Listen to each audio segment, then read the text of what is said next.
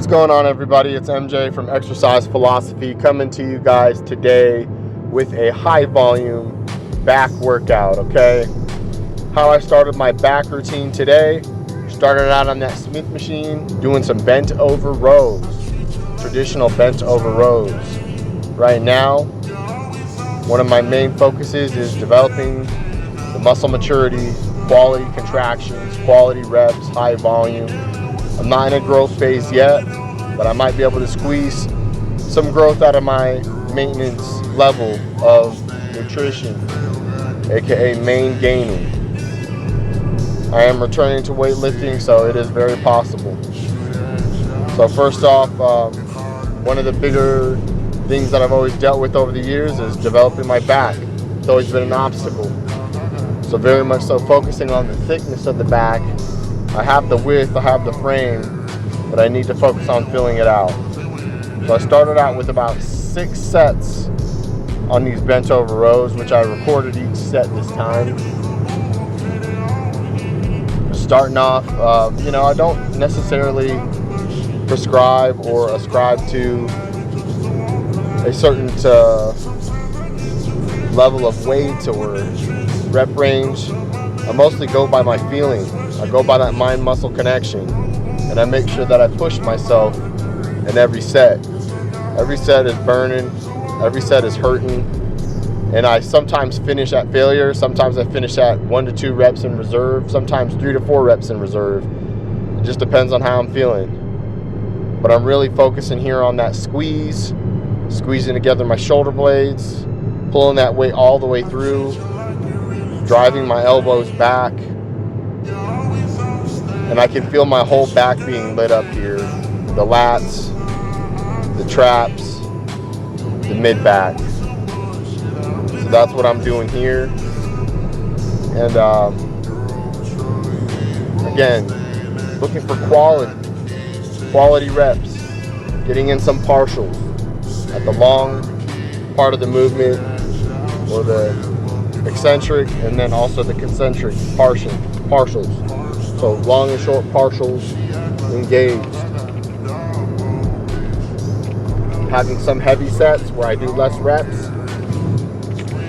Having lighter sets where I do more reps. Particularly here, loading the back up, loading the forearms, loading the biceps. All those pull muscle groups are getting pre-fatigued, pre-exhausted with a heavy compound movement where I am fresh. Had a small training block in the morning where I just did some shrugs and I put a couple sets into the biceps. Nothing crazy, just a pre-exhaust early in the morning so that when I get to my workout block, my main training block here at lunch, everything's already primed and firing off. Okay.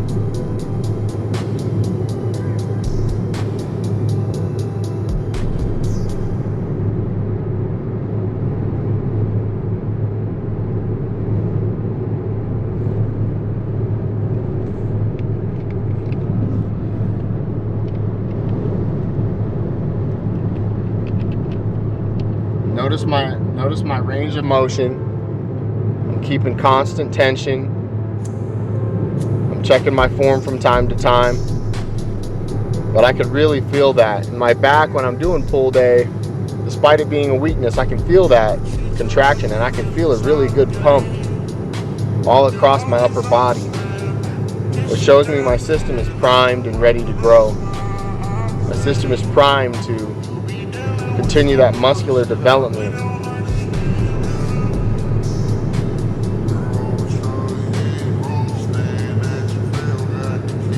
Here I worked in a bit of a drop set, went really heavy, dropped the weight down, continued repping it out, getting some extra work in, pushing blood, nutrient dense blood in the muscle before finishing out that set. I don't drop set every set, as I'm not in the growth phase. As I get into a growth phase, you'll see I do a lot of drop sets. I do a lot of running the rack, where you're doing a drop set completely all the way down, so it's just the bar. Supersets, These types of techniques I like to save for when I'm in a real growth phase, or even when I'm cutting with high reps.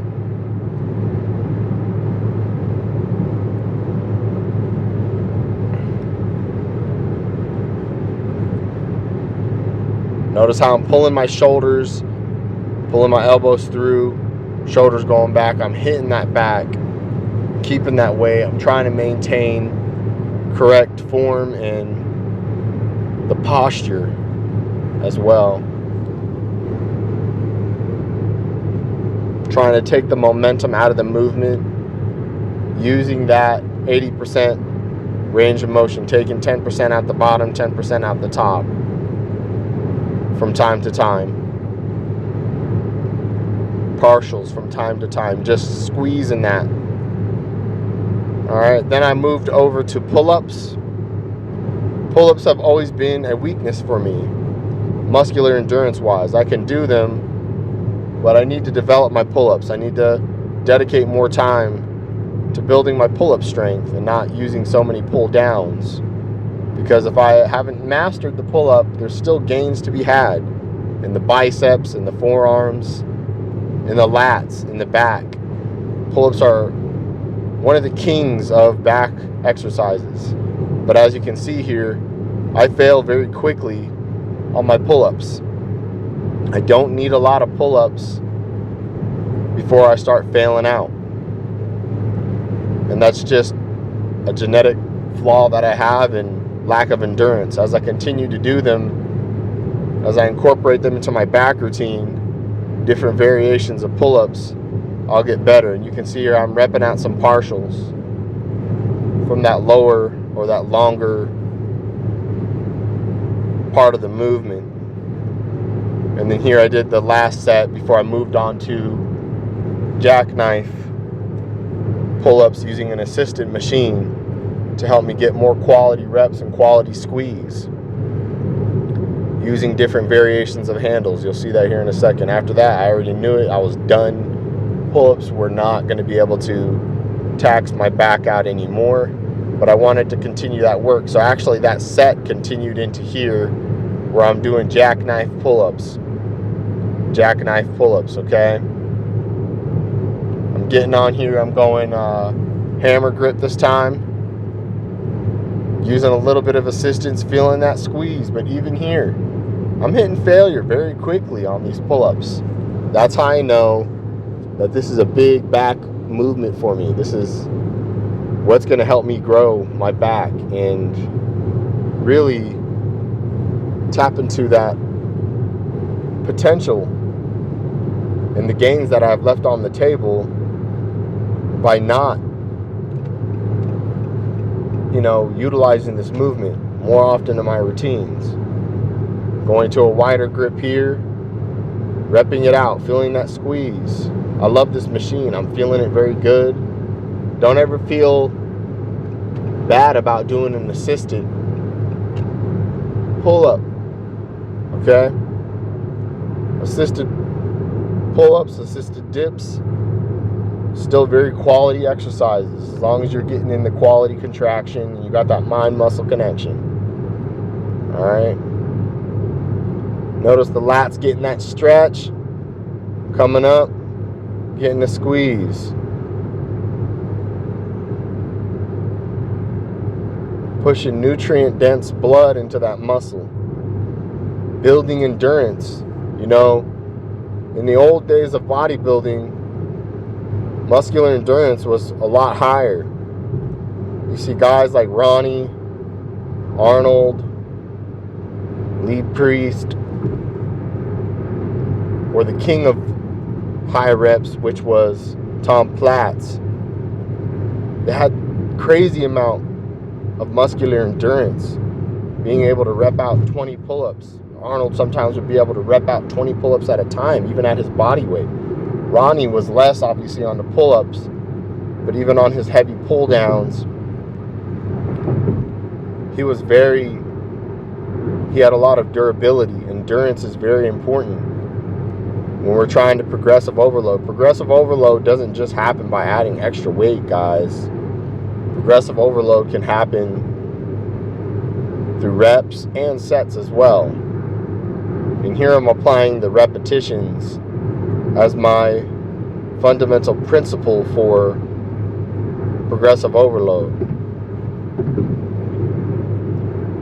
Whether I'm using less resistance on the assisted pull-up and less reps, or more reps and more assistance,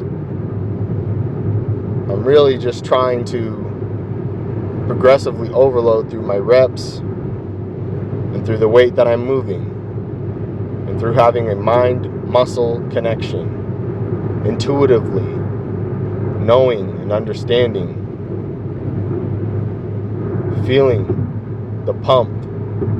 And this was giving me a very, very gnarly pump. Okay? I was getting a very gnarly pump in my back, as well as my arms,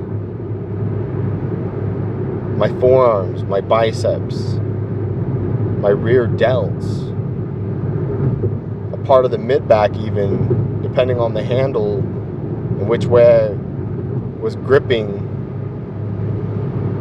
these assisted pull-ups. I would feel that contraction throughout my back, and that told me everything that I needed to know. Right there, I'm failing. I can barely even get my legs back in the correct position to get off of that machine. All right. Then from here, I went to chest supported rows. Again, rows are taking the dominance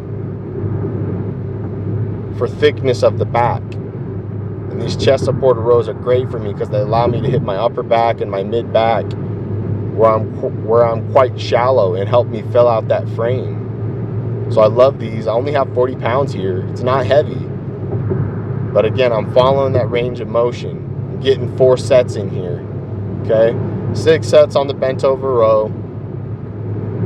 6 sets on the pull-ups and assisted pull-ups all together. 4 sets on the chest supported rows. Okay? So about 14 quality sets on top of the shrugs that I did this morning for my back. Okay? And this felt great. This felt like a really good exercise to continue.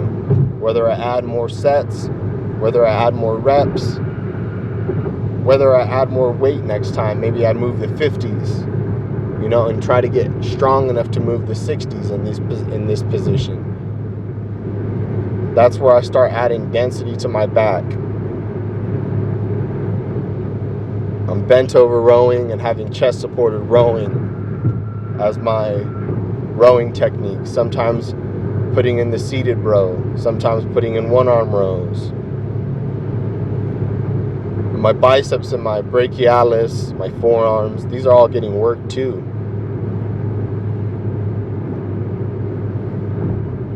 High volume. Trying to create a stimulus to adapt. Okay? Notice how my brachialis, you can see it popping out as I'm coming up and contracting in this. All right.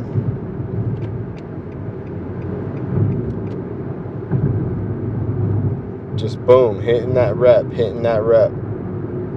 Notice how I'm having some partials in there at the top, partials at the bottom, getting the most out of the exercise. All right. Then I moved on to start doing some biceps, and actually with these dragon curls, right? Charles Glass, Andrei Samayev, many other pros like this to build the biceps. But even doing this drag and curl, it's kind of like a supinated version of an upright row, and I can feel it in my upper back, even though I'm using a very light weight here, and I'm really focusing more so on my biceps. I also started to notice that I'm feeling it in my upper back, and I want my upper back thickness. So you can think about this even as like a even though it's a drag and curl and you want to focus more so on the biceps if you're using a lighter weight, if you want to incorporate a higher weight or heavier weight, it could even be used for the upper back. I felt slight pump and tension, contraction in my upper back, and that showed me that that's why pulling muscle groups work together synergistically, because my upper back was also pulling this weight. My upper back was supporting the biceps and getting that weight up, trying suicide grip, trying a full grip, seeing what works the best for the biceps, and then seeing where that support and lack of support is from the upper back. That's what we're doing here.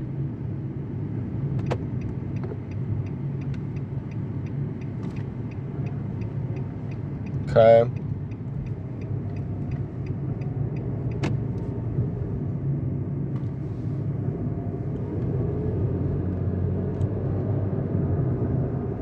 Adding slowly to the weight that I'm using, taking some weight away, putting 4 sets. 4 sets into the biceps. And in my third training block, I'm going to do some concentration hammer curls. You know, courtesy of Phil Heath, the gift. Phil Heath, the gift. 7 times Mr. Olympia. Phil Heath with his concentration hammer curls. Alright. My biceps need to come up, guys. I am not a responder in biceps. I'm like Tom Platz. Alright.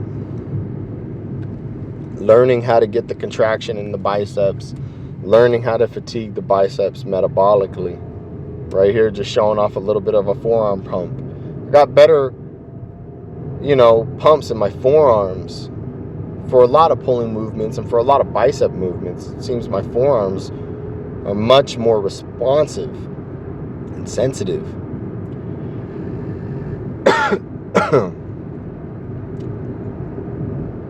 Okay.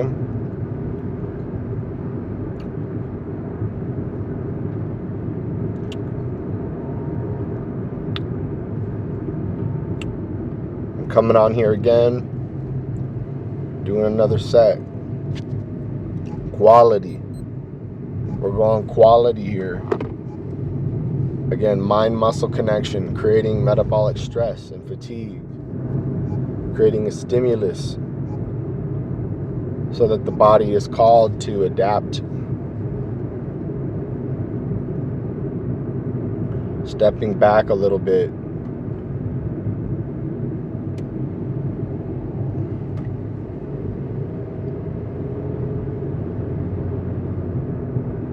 Dragging that weight up. And then as a finisher, I just finished out with some cable curls. Let me know, guys, you scientific lifters in the comments, let me know where I can get better. How can I get these biceps to grow? I'm always open and willing for help, to receive help. I'm humble in this sense. I know my weaknesses. And yeah, so finished out here. Just repped it out until I felt like I was fatigued enough, and left some in the tank for later. Peace.